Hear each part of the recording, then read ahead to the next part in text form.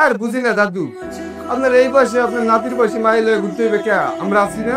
হ্যাঁ, পরিচিত না, চিনি না। আল্লাহ ঘুরতেছেন।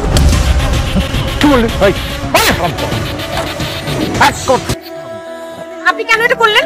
আপনি কে বলছে এটা করতে? আমার মাইয়ারে যারা বলবো আমি চুপচাপ থাকবো? চলেন আপনি হাজির করে রাখ।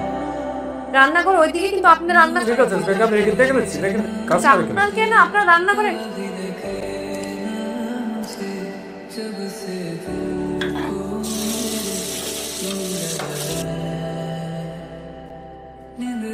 এত খাবার আপনি একা রান্না করেছেন?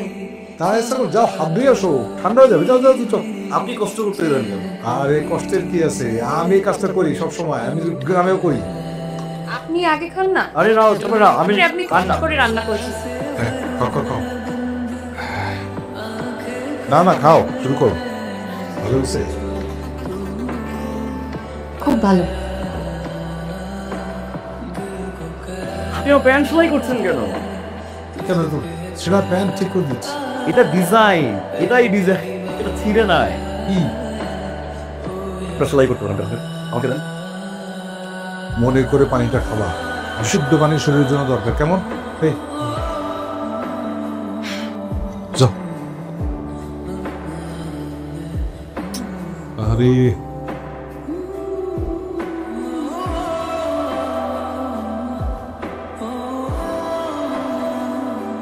আচ্ছা, ফারুক যখন তার বাবার কথা বলছিল না, বাবার কথা খুব বেশি মনে হচ্ছে। জানো, কিছুদিন যাবত রমজান চাচার প্রতি কেন যেন বাবার ভালোবাসা বেড়ে যাচ্ছে। তুমি জানো, আমি এক্স্যাক্টলি এই কথাটাই ভাবছিলাম।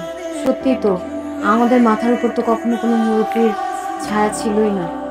হ্যাঁ, আমার জ্বরের সময় যে সেবাটা করলো, ওটা না করলে আমি উঠে বসতেই পারতাম না। অথচ আমি ওনার সাথে কত খারাপ ব্যবহার করেছি। আমার না খুব গিল্ট ট্রিপ হচ্ছে। শোনো না, কিন্তু একটাই প্রবলেম, আমাদের বাসাটা এত ছোট। উনি ওখানে ফ্লোরিং করে, আমরা রুমে খাটে ঘুমাই।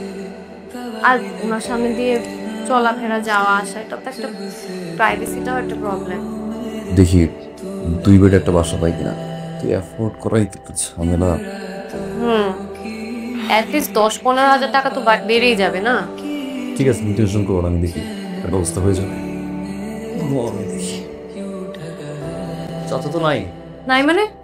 দেখো না, বাথরুমে দেখো। বাথরুমেও তো নাই। এটা কি? প্রিয় সাইমন মোতাবান্না, চিঠি।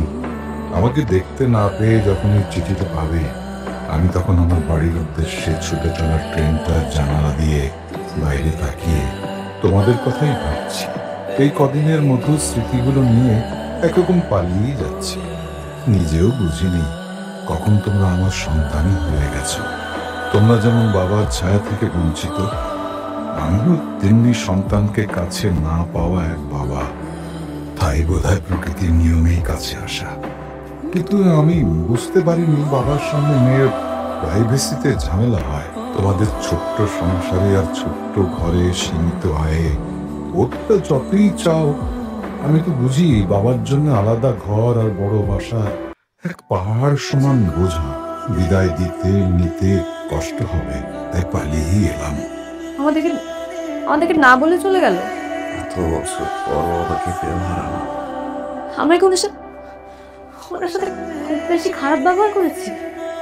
তুমি প্লিজ ওনাকে নিয়ে আসো, খুঁজে নিয়ে আসো। তুমি প্লিজ ওনাকে একটু নিয়ে এসো, খুঁজে নিয়ে এসো প্লিজ। তুমি